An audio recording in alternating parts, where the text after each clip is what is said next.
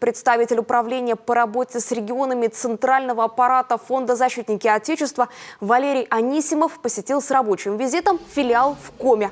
На его базе организовано адресное сопровождение ветеранов специальной военной операции и семей погибших бойцов в режиме одного окна.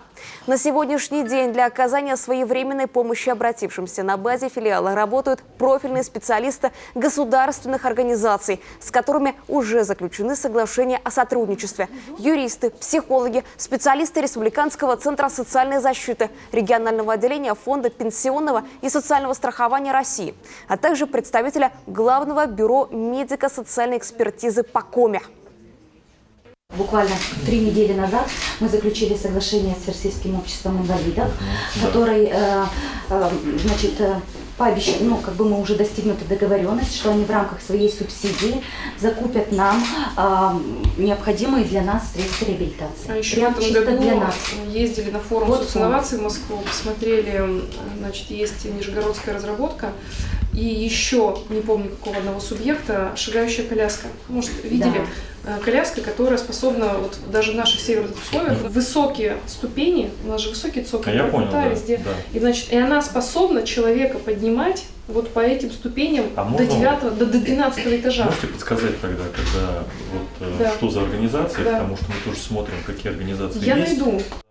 На рабочем совещании с командой филиала фонда Валерий Анисимов обсудил вопросы адресной помощи и сопровождения вернувшихся участников спецоперации и семей погибших.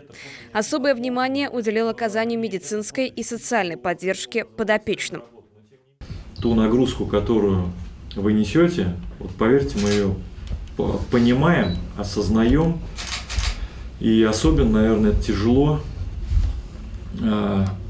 переживать тем людям, которых непосредственно коснулась эта ситуация. Поэтому вам просто поклон от всех нас.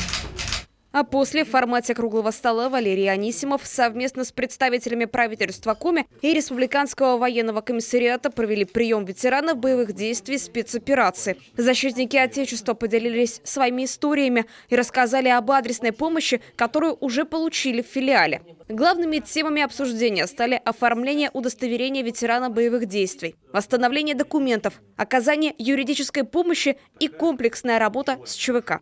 Стоит отметить, что в республиканском филиале фонда социальным координаторам в единичных случаях помогают бойцы частных военных компаний. Они по некоторым вопросам могут более углубленно проконсультировать своих сослуживцев. Стараемся людей обучать, исходя из тех ситуаций, с которыми сейчас сталкиваемся. Поэтому здесь просто просьба понимания. И иногда когда проходит работа соцкоординатора,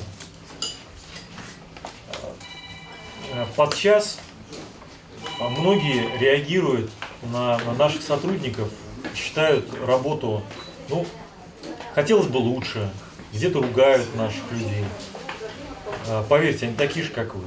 Это в основном большая часть соцкоординаторов – это либо люди, участники различных конфликтов, в том числе участники специальной военной операции, либо это близкие, у которых родственники сейчас служат, либо это люди, у которых погибли близкие. И они тоже все это переживают. Побывал Валерий Анисимов и у матери погибшего участника спецоперации Лидии Андреевны. Она рассказала историю подвига своего сына. В ночь с 19 на 20 марта 2023 года командир отделения Андрей Дудин во время выполнения специального задания прикрыл своим телом боевого товарища от пули. Сам погиб. За проявленное мужество, защиту Родины, заслуги перед Отечеством и народом посмертно награжден орденом Мужества. Так как вы сейчас тут у нас живете в Сыктывкаре, социальный координатор из Сыктывкара тоже подключится. Мы вам не дадим скучать. Я рада. Лидия Андреевна приходила с дочкой, поэтому всей семьей.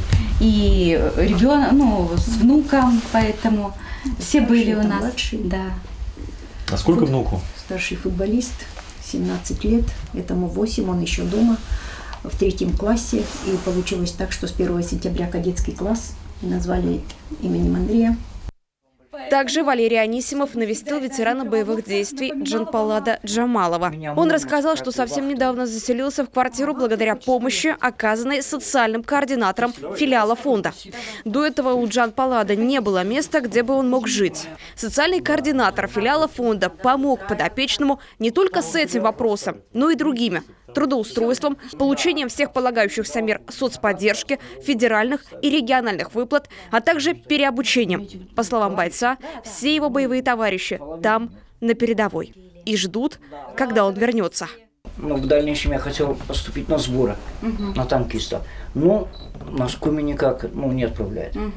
Вот было бы хорошо, я подлечился бы и... Вам подлечиться надо. Да. Да, чуть-чуть надо, да. То нагнусь, встать не могу, я не знаю, там, от окопа или от чего там. Вы долечитесь, вы поправьте здоровье. Ну потому да. что оно понятно, у вас желание, вот, но вы заряжены как Да. кремень, как говорится, но вы долечитесь.